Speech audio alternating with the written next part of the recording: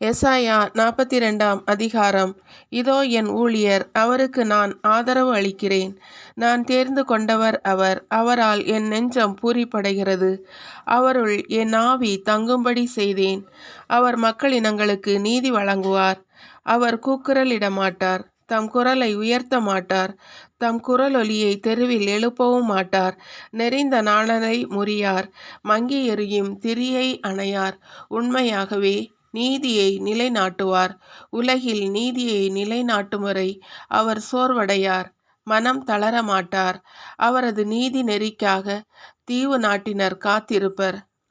விண்ணுலகை படைத்து விரித்து மண்ணுலகை பரப்பி உயிரினங்களை தோன்றச் செய்து அதன் மக்களுக்கு உயிர் மூச்சு தந்து அதில் நடமாடுவோருக்கு ஆவியை அளித்தவருமான இறைவனாகிய ஆண்டவர் கூறுவது இதுவே: ஆண்டவராகிய நான் நீதியை நிலைநாட்டுமாறு உம்மை அழைத்தேன். உம் கையை பற்றி பிடித்து உம்மை பாதுகாப்பேன். மக்களுக்கு உடன்படிக்கையாகவும் பிற இனத்தாருக்கு ஒளியாகவும் நீர் இருக்குமாறு செய்வேன். பார்வை இழந்தோரின் கண்களை திறக்கவும், கைதிகளின் தலைகளை அறுக்கவும், இருளின் இருப்போரை சிறையினின்று மீட்கவும் உம்மை அழைத்தேன். நானே ஆண்டவர், அதுவே என் பெயர். என் மாட்சியை பிறருக்கோ என் புகழை சிலைகளுக்கோ விட்டு கொடேன். முன்னர் நான் அறிவித்தவை நிகழ்ந்துவிட்டன, புதியனவற்றை நான் அறிவிக்கிறேன். அவை தோன்றும் முன்னே உங்களுக்கு தெரியப்படுத்துகிறேன். ஆண்டவருக்கு புதியதொரு பாடல் பாடுங்கள். உலகின் எல்லையெங்கும் அவர் புகழ் பாடுங்கள். கடலில் பயணம் செய்வோரே, கடல்வாழ் உயிரினங்களே, தீவு நாடுகளே, அவற்றில் குடியிருப்போரே, அவரை போற்றுங்கள். பாலை நிலமும் அதன் நகர்களும் கேதாரியர் வாழ் ஊர்களும் பேரொலி எழுப்பட்டும். சேலா வாழ் மக்களும் மகிழ்ந்து பாடட்டும். மலைகளின் உச்சியிலிருந்து அவர்கள் ஆர்ப்பரிக்கட்டும். அவர்கள் ஆண்டவருக்கு மாட்சி அளிப்பார்கள். அவர் புகழை தீவு நாட்டினரிடையே அறிவிப்பார்கள். ஆண்டவர் வலியோன் என புறப்பட்டு செல்வார்.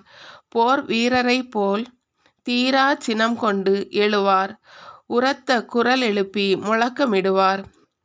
தம் பகைவருக்கு எதிராக வீரத்துடன் செயல்படுவார்.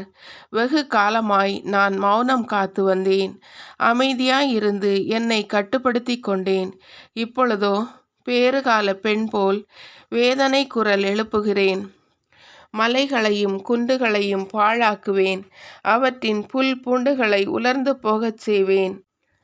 ஆறுகளை திட்டுகளாக மாற்றுவேன். ஏரிகளை வற்றிப்போகச் செய்வேன்.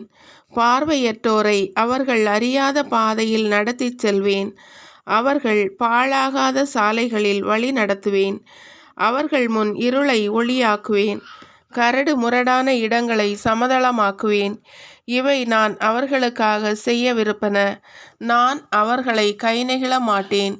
சிலைகள் மேல் நம்பிக்கை வைப்போரும் படிமங்களிடம் நீங்கள் எங்கள் தெய்வங்கள் என்போரும் இழிநிலை அடைந்து மானக்கேடுறுவர்.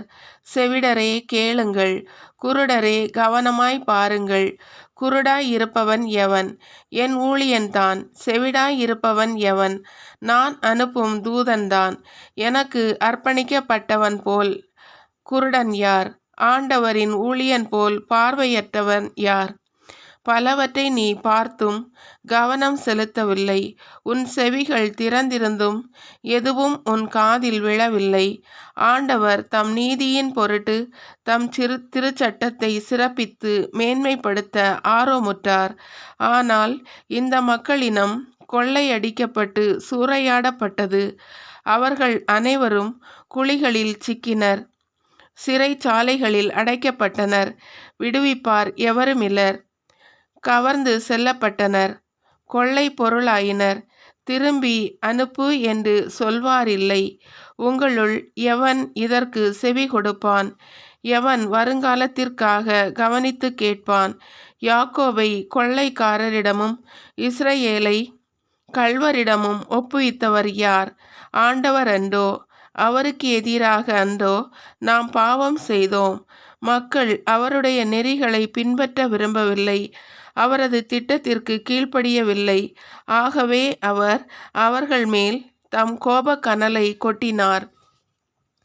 கடும் போர் மூண்டது. அவரது சினம் அவர்களை சூழ்ந்து பற்றி எரிந்தது. ஆயினும் அவர்கள் உணரவில்லை. அவர்களை நெருப்பு சுட்டெரித்தது. ஆயினும் அவர்கள் சிந்தையில் கொள்ளவில்லை.